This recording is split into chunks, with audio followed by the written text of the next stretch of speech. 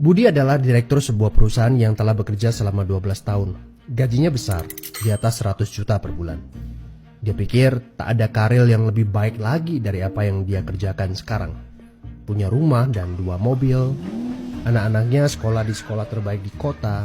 Tiap weekend pergi jalan-jalan sekeluarga, shopping, makan di restoran yang enak, dan setiap tahun bisa berlibur 2 kali ke luar negeri.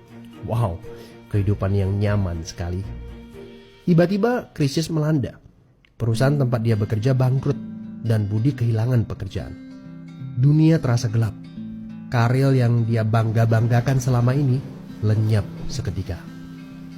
Yang menjadi masalah, selama ini Budi tidak pernah berpikir untuk memulai bisnis sendiri. Dia pun tak memiliki dana investasi ataupun aset. Budi berpikir, tenanglah, bulan depan bakal terima 100-an juta lagi kok. Gak semua orang harus jadi pengusaha.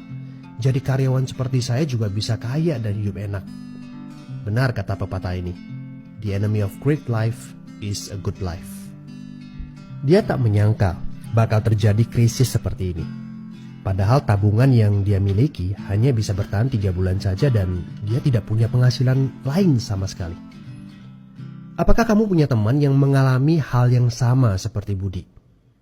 Kita harus sadari satu hal. Kita tidak bisa bekerja selamanya karena faktor usia ataupun kesehatan. Ada krisis atau tidak, kita pasti akan berhenti bekerja. Entah karena sudah tua dan dipensiunkan, atau karena sakit dan tak sanggup bekerja lagi.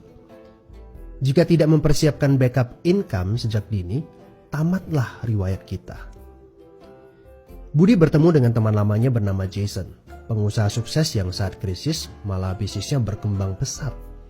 Jason memberi nasihat, bangunlah bisnis di saat kamu lagi gak butuh.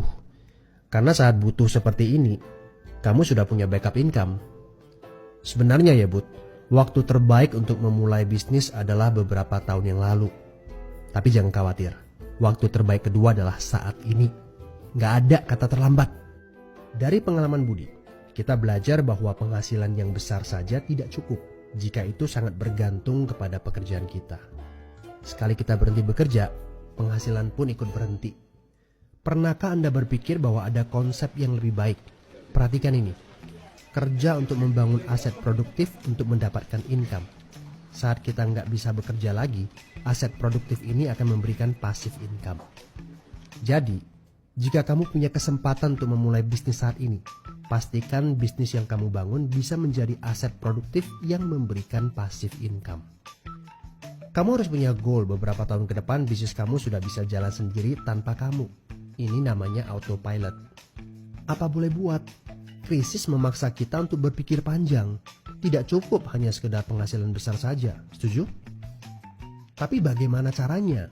Apakah ada bisnis yang autopilot? Jika kamu jeli, ada bisnis yang memiliki sistem yang dirancang untuk berkembang sendiri. Misalnya bisnis waralaba seperti Indomaret, Starbucks, McDonald, dan lain-lain. Tapi tenang, yang saya maksudkan bukan bisnis yang membutuhkan modal sebesar membuka kedai kopi Starbucks atau Indomaret. Ini berita gembiranya. Ada bisnis bersistem dengan modal terjangkau.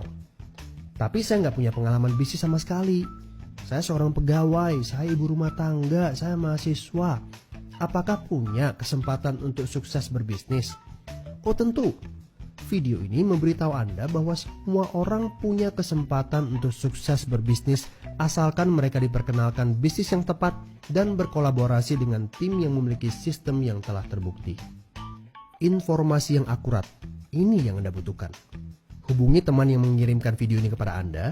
Dia sedang mencari orang yang tepat untuk diajak berkolaborasi di sebuah proyek. Mari kita cari tahu, apakah kalian bisa cocok untuk kerjakan proyek ini bersama.